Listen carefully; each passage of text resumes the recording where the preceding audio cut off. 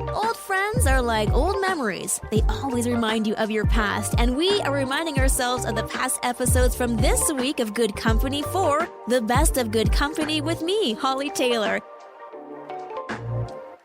I'm Hollie Taylor. We are talking about the things that we've learned from children, those life lessons that their youthfulness has taught us or reminded us about ourselves. We got some great text messages coming in at 905-338-1250. Feel free to send us a message. Sylvia says she loves how honest they are. Oh, yeah. They can be sometimes honest to a fault. I've had some moments. My kids have had some moments where you're like, okay, love that you're being honest. Maybe we need to reframe how we say some of these things, though. Producer Mike, any other text messages that have come in about lessons learned from children? Yeah, we've got one here from Mary. She says every time she brings her grandkids to the park, she's reminded of how easy it is to make friends. Mm-hmm. Sometimes all you got to do is just walk up to somebody and go, hey, how are you? In your most innocent voice. And exactly. You've made a new friend. Want to be my friend? Yeah. Yeah. Kids make it seem so easy, don't they? They really do. I think it's because they're just so accepting. And innocent. Yeah. And just like anybody is a possible friend. Whereas I think when you get older, it's kind of more along the lines of anyone is a possible embarrassing moment waiting to happen. It's that cynical lens you were talking about earlier. Exactly. Yeah. Like, oh no, what if they don't like me? Oh no. Oh, the fear of rejection. Kids don't have that yet either. Exactly. Yeah. They're just like, why wouldn't they like me? I'm fabulous. I'm originally me. Let's be friends because you look fabulous too. Yeah. Oh, the compliments that they can throw out too, right? Yes. You look fabulous. That is totally something a kid would say. Well, I'm just saying. No, they would. Maybe not fabulous, but you look great. I like your hair. Yeah, exactly. I don't do that so much as adults. Your G.I. Joes are fun. Let's play. Yeah. G.I. Joes and your Stretch Armstrongs, your Rock'em Sock'em Robots. There you go. This kid's straight from the 70s. Are you making fun of me in my childhood? Not at all. Okay. All right. I'm Hollie Taylor. We are talking about some of those lessons we've learned thanks to failure. When we are younger, sometimes failure can really shape our identity, and we might think, ugh, I'm such a failure. I couldn't figure out how to skip rope right away. And then you realize that you are doing double Dutch skipping and it's no sweat off your back. And you learn some important lessons about perseverance, not giving up. We can become such stronger individuals thanks to failing. So text in 905-338-1250. Producer Mike, any text messages so far? Yeah, we got a text message here from Rob. He says, wasn't really a great student. He failed college a few times, I guess a few different years. But the lesson there was just not to give up, that there's always second chances, and he ended up getting his degree. Amazing. Yeah. I love that. See, perseverance, not quitting. That's fantastic.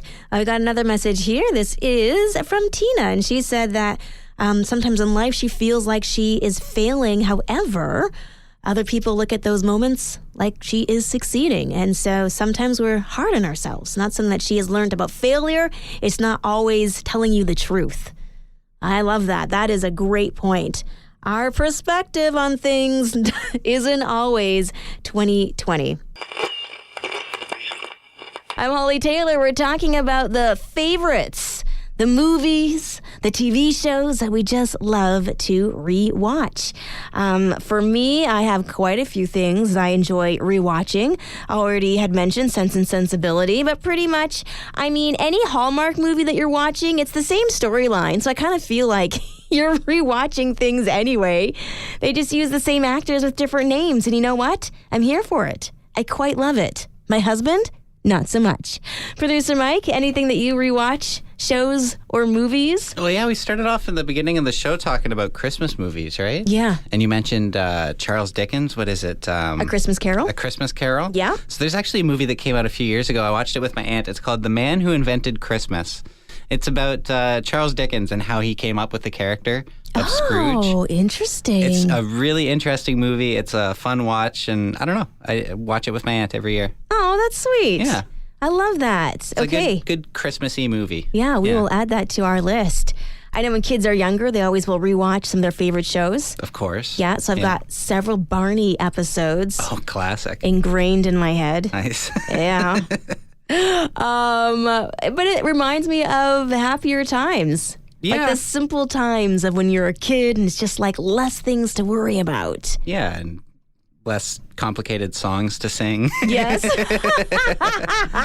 You get the repetition not just in the show, but in the music as well. Yep.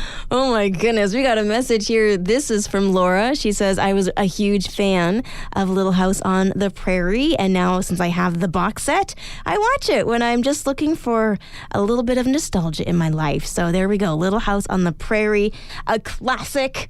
Absolutely. I remember rushing home to watch the reruns because, of course, I'm a little bit younger than when it was on for the first time. But, yeah, those shows, Happy Days, used to be on like a nostalgia time block when I came home from school. So we would watch those and my mom would be like, oh, I remember watching that episode for the first time.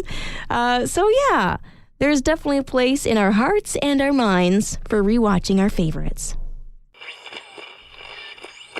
I'm Hollie Taylor. Congratulations to our Christmas with the Clemens ticket winner. Your next chance to win will be tomorrow morning on The Drive with James Curtis. So be listening, as that is our final pair of tickets to give away.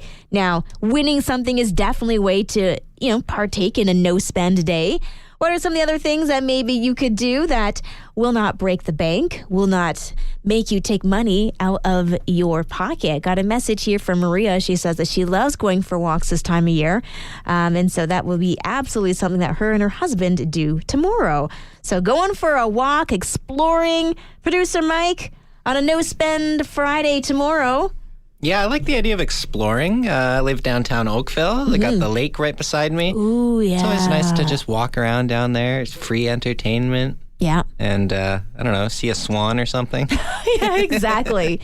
Count the birds. Yeah. It's peaceful down there. I like it. Yeah, it really is. It's so nice. And then listening to the water as it comes against the shore. It's a whole atmosphere with the I white love it. noise. And yeah, it's great. Kind of makes me want to take a nap right now, to be honest. Yeah, that's why they got the seagulls out there, too. It keeps you awake. There you go. A little interjection of squawking. Yeah. Just so you don't fall asleep. That's right. Oh my goodness, 905-338-1250. How would you spend a no spending day? I'm curious to get all of your ideas. We have one here. This is from Tina. She says, visiting family. I could use the time to be able to hang out with my mom. I don't get to see her that often. So yeah, absolutely. If you've got family or friends that you haven't seen for a while, head to their place, show up. Maybe you've got a plate of baked goods that you did earlier on in the day, and enjoy time spent with people you love. Thank you so much for joining us here today on Good Company. I'm Hollie Taylor, and a wonderful story about time well spent together.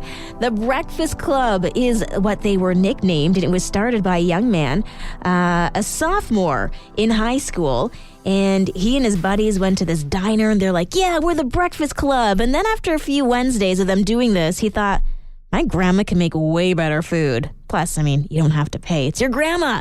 So they moved their breakfast club from the diner to Grandma Peggy's house. Well, the story takes a little bit of a turn as this young man, Sam Crow, was actually involved in a hit and run last year and passed away. And that next Wednesday, people just not really knowing what to do. But on that second Wednesday, the boys thought, we got to make sure that Grandma Peggy's doing okay. And so they showed up Wednesday morning, and Grandma Peggy was ready for them with the bacon, some banter, and just enjoying seeing their bright eyes all together around the table, continuing that tradition that Sam started. And since then, a year later, the Breakfast Club is still going every Wednesday. More kids show up at her house for the Breakfast Club. It's actually grown, and they just check in on her, making sure she's good, and, also making sure the food is good, too.